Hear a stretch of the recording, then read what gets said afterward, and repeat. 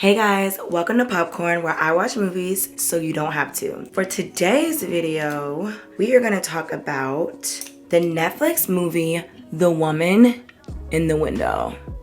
This movie came out on Netflix. I think it came out, today is like May 17th, and it came out either that Monday, I'm not sure when it came out. I saw the trailer for it, I think last month. I completely forgot about it because I've been out of town, and from what I saw, it looked good. So I was like, let me put this on my watch list, and there we go. So, The Woman in the Window is a thriller. It's not really a scary movie. It's more like of a thriller, it's also like a slow burn too. If you suffer from mental illness or are triggered by suicide or anything like that, this is not the movie for you. So if you it's very dark. The movie, the sets, everything about the movie is dark. It's a very dark movie, so I would not recommend that. But what I will say about the movie, Amy Adams is the main character. She is a clinical psychologist, and she is suffering from agoraphobia, which basically means she cannot go outside. She didn't start off that way. She went through a really traumatic event in her life, and it affected her.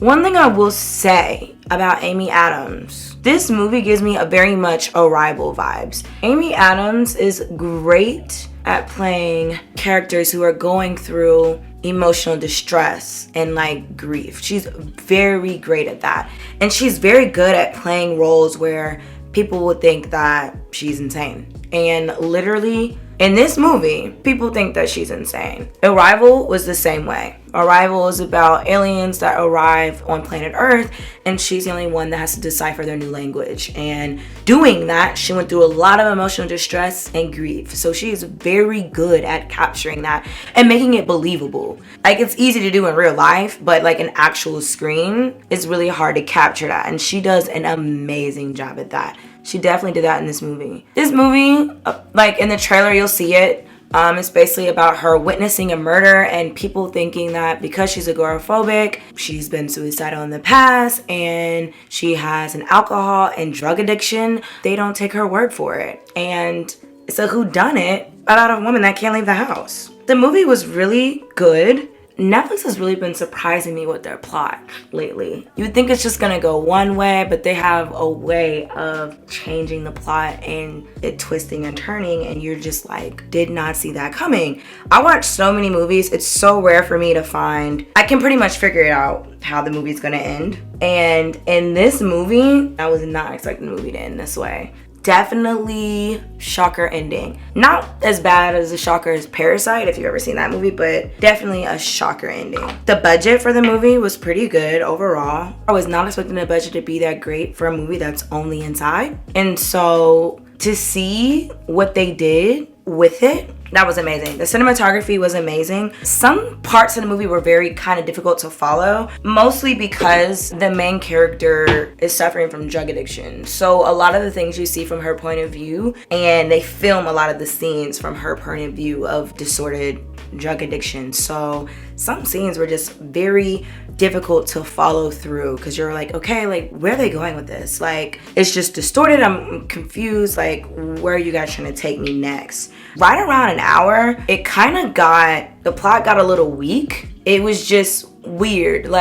There wasn't much more they could do because she's inside the whole time. So it's how much can you really give us? How much more can we go through the story if this woman can't go outside? Because the movie is filmed inside. And it's there's only so much you can do.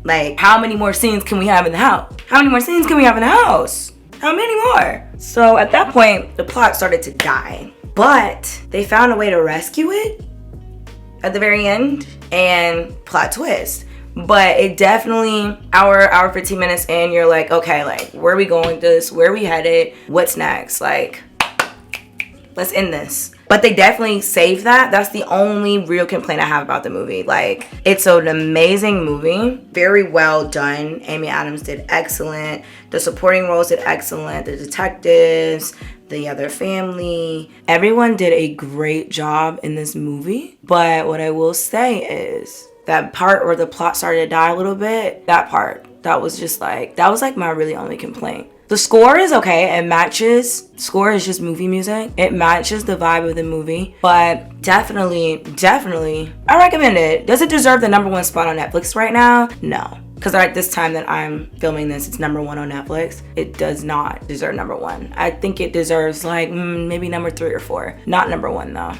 So that's my take on The Man in the Window. If you're looking for a thriller, if you're looking for a slow burn, if you want to watch a scary movie that you're really not going to be scared, so if you're a single woman and you're by yourself and you're wondering if I should watch this movie, you can definitely watch this movie and you won't be afraid. But it's a great movie, great character development. Amy Adams did amazing. The plot got a little weak in the middle, but it served its purpose. It entertained us. So I would give it, on a scale of 1 to 10, I would give this movie a 7 out of 10.